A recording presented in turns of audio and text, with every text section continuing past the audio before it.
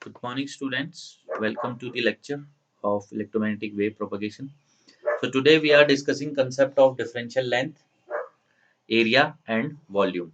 So we know that we have to deal with three types of coordinate systems here. So basically, we have discussed Cartesian and cylindrical. So we will discuss these three concepts: differential length, area, and volume in uh, rectangular coordinate system first, or you can also say Cartesian coordinate system. So basically, if we go to the diagram and we see what we want to do here is we have one point P, which is the initial point, and we are moving from P to Q. Okay. So if we are moving from P to Q, as you can say, or you can also see here that we are displacing in each axis. So when we are moving from P to Q, we are displacing dx in x direction from here till here, and then from here we are displacing dy in y direction, and then we are displacing dz in z direction, then we are reaching Q. Okay. So now if we want to calculate the displacement vector here, so we can calculate it as dx 1x, dy 1y, and dz 1z.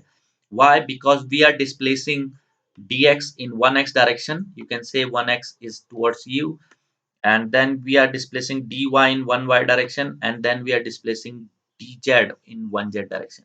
So this is a dl vector from P till Q, and it will be given as this. You can calculate the magnitude by under root dx square, dy square, and dz square. Okay. Now we um, discuss the part of area. So what is the area here? Area is we take in electromagnetics area also as a vector quantity. So when we take area as a vector quantity, what we will do, as you can see here, if you see this area, the topmost part of this box. So how we can convert this topmost box area into vector? The magnitude will be the area of this top part, and the direction will be anything which is going perpendicular to it. From anywhere from this surface, if any vector or unit vector is going perpendicular to this area, then that would be its direction of this area. So similarly, if we see this surface, which is side surface, so anything perpendicular will be going outward or going inward like this. So that will be the direction of this side. So now we have to calculate area. So as we can see, if when we move from P to Q, there are basically three sides which are dealing with these movement. So what are basically there are six sides, but you can see the sides are in direction, two sides are similar, as this side and this side is similar, outward side and this behind side is similar, top and bottom are similar in directions. So basically we are dealing with three sides. One is this side, one is this side, one is this side, sorry, one is this side, one is this side, and one is this back side or front side, whatever you want to take. So there are three areas similarly in x direction, y direction, and z direction. So if you want to see in x direction what area is changing in x direction, x is coming towards you or going inward. Okay. So if you see this front surface, the area magnitude will be the area of this front surface.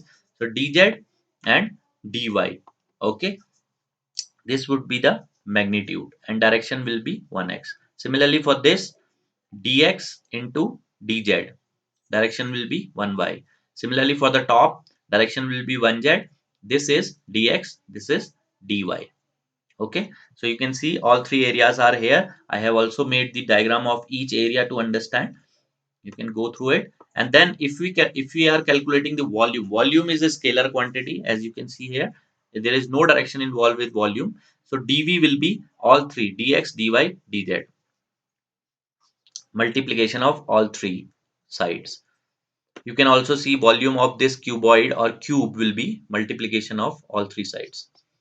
Now, one thing more I want to tell you is a shortcut to calculate this area if you don't want to calculate it by the geometry. When you have the length element dx 1x, dy 1y, dz 1z. If you are taking area in any direction, let's say you are taking in 1x direction, multiply the other two, dy and dz. If you are taking in one y direction, multiply the other two, dx, dz.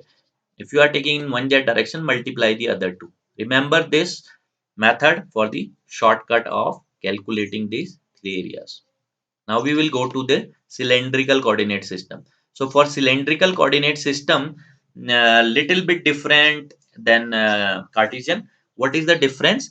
If the point P is having coordinate as r phi z, because this is cylindrical, Q will be having the coordinate r plus dr, phi plus d phi, and z plus dz here. Now see, these two things are length. R and Z are length, but phi is not length. Phi is angle. So whenever you are calculating differential length, differential area, and differential volume, you need length. So you have to calculate, or you have to convert this angle into length. This is the only difference that is having from Cartesian to cylindrical.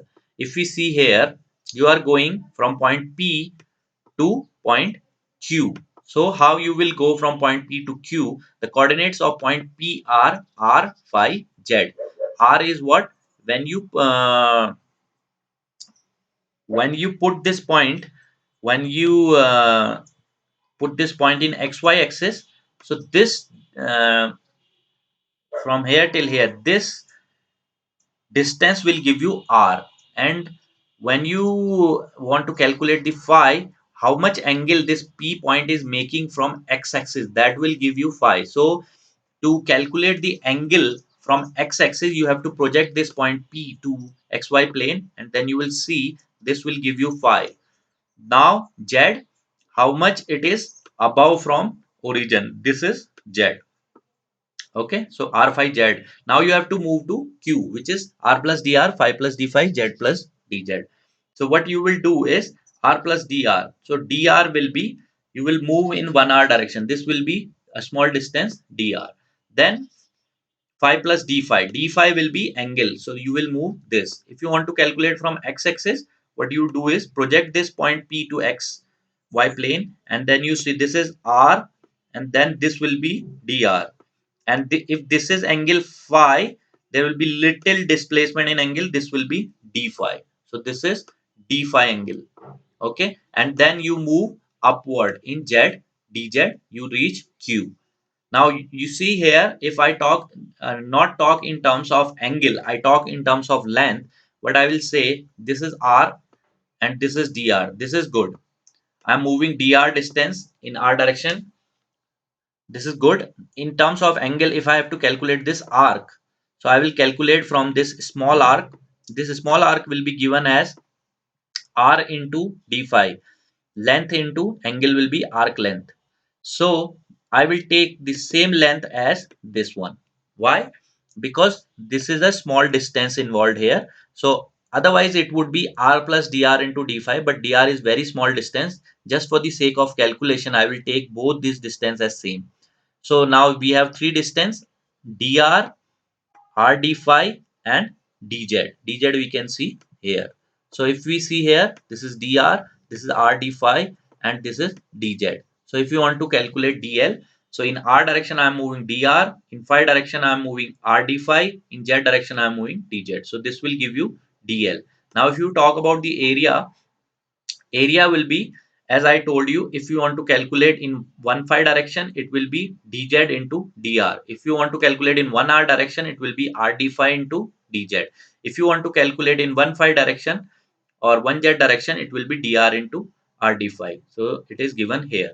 Now if you want to calculate it by the geometry, so if you see in 1 r direction, 1 r is perpendicular on this area, the sides will be r d phi and dz. Similarly for the top, 1 z is the perpendicular direction. This will be r d phi, and this will be dr. Okay, similarly for this side also. For this side, 1 phi will be 1 phi will be the direction, and dz into dr. So for the volume, we will multiply all three directions, dr, r d phi, dz. So it will come r dr, d phi, dz. This is a very important thing, dl, ds, and dv for all the coordinate systems. So you have to learn them very efficiently. So this is it. If you have any question, you can post it on WhatsApp group. Thank you very much. I guess